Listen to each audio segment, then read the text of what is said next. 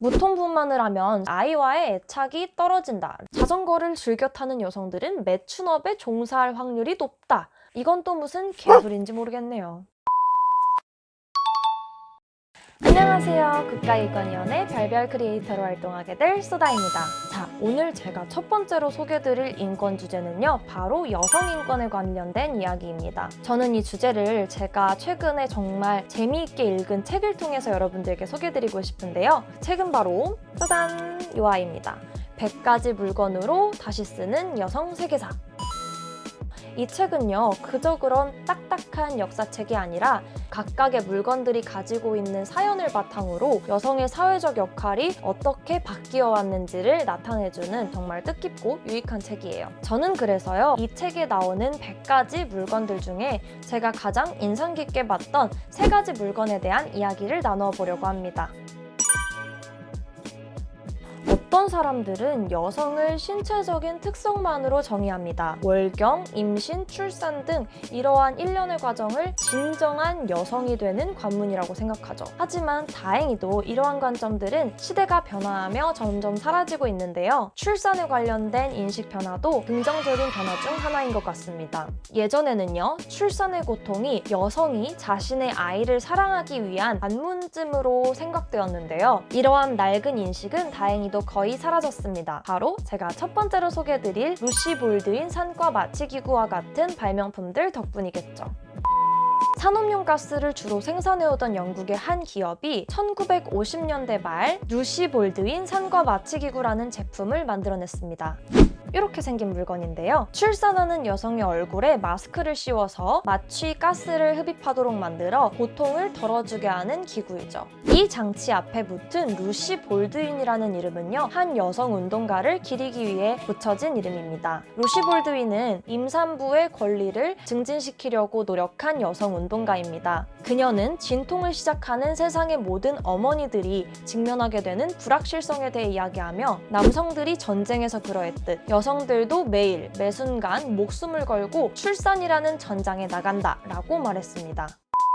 한편 이렇게 기술의 발전으로 인해 출산의 고통을 덜어주는 무통분만제들이 많이 개발되었음에도 불구하고 출산의 고통에 대해서 보수적인 입장을 여전히 취하고 있기도 합니다. 무통분만은 아이에게 좋지 않다. 제왕절개를 하면 아이의 면역력이 떨어진다. 무통분만을 하면 아이와의 애착이 떨어진다. 라는 등 여전히 많은 여성들이 근거 없는 사회적 미신과 관념으로 인해서 고통받지 않을 권리를 침해당하기도 합니다. 아니, 본인 몸도 아니잖아요. 왜 이래라 저래라 하시나요?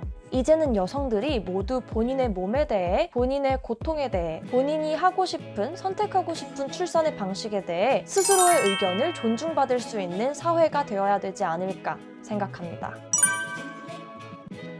두 번째로 소개드릴 물건은요, 일명 잔소리꾼 굴레라고도 불렸던 브랭크입니다. 바로 이렇게 생긴 물건이죠. 정말 보는 것만으로도 끔찍하게 생긴 이 고문 도구는요, 무려 200년이 넘게 영국 전역에서 사용되었던 여성에 대한 고문 기구입니다. 이 장치는요, 묵직한 쇠로 만들어져서 피해자의 얼굴에 씌우는 형태로 되어 있습니다. 또한 정면에 입을 향한 돌출구가 있어서 이 장치를 끼면 물을 마실 수도, 말을 할 수도, 어떤 음식을 먹을 수도 없었다고 해요. 아니, 이렇게 끔찍한 도구로 고문받아야 할 만큼 중대한 범죄는 대체 무엇이었을까요? 정말 놀랍고 어이없게도요, 이 도구는 여성의 잔소리에 대한 처벌기구였습니다. 가부장적인 사회의 기대치를 어기고 남편에게 불손하게 굴거나 목소리를 높여 본인의 의견을 주장하거나 통상적인 여성의 관념에 어긋나는 행동을 한 여성에게는 이 고문기구를 쓰는 벌이 주어졌죠. 그러한 여성들은 잔소리꾼이라는 터무니없는 수식어가 붙어져서 24시간이 넘는 시간 동안 이 기구를 착용하고 있어야 할 만큼 끔찍한 벌을 받았습니다. 이 장치는 피해자인 여성에게 참을 수 없는 고통과 수치심을 안겨줌으로써 여성들을 침묵시켰습니다. 피해자들은 장치를 쓴 채로 거리를 돌아다니며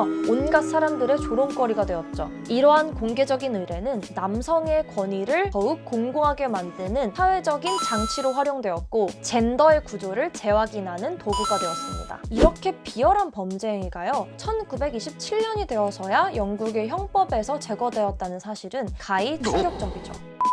하지만 과연 정말 이 굴레가 지금은 사회에서 완전히 사라진 관습이라고 할 수 있을까요?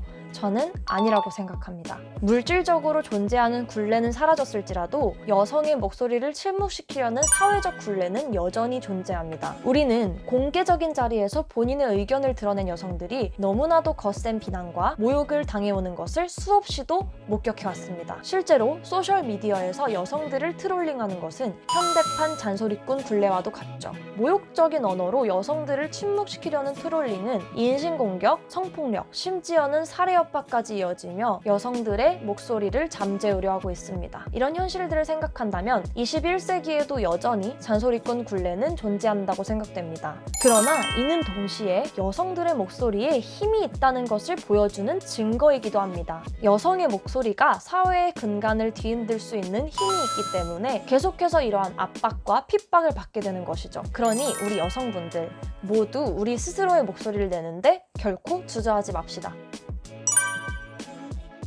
세 번째이자 마지막으로 소개해드릴 물건은 바로 자전거입니다. 자전거?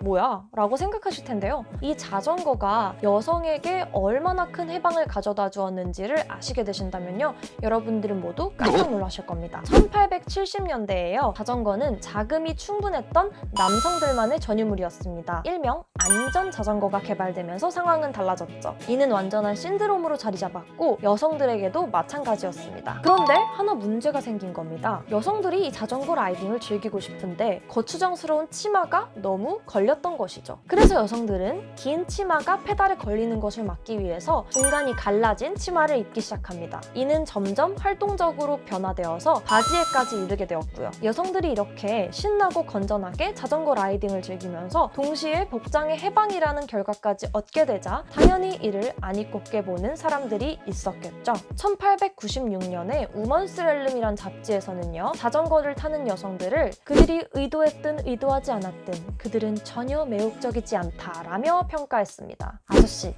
여성들은 당신에게 매혹적이려고 존재하는 사람들이 아니랍니다. 또한 자전거를 타려면 다리를 벌려서 앉아야 된다는 것을 이유로요. 자전거를 즐겨 타는 여성들은 매춘업에 종사할 확률이 높다.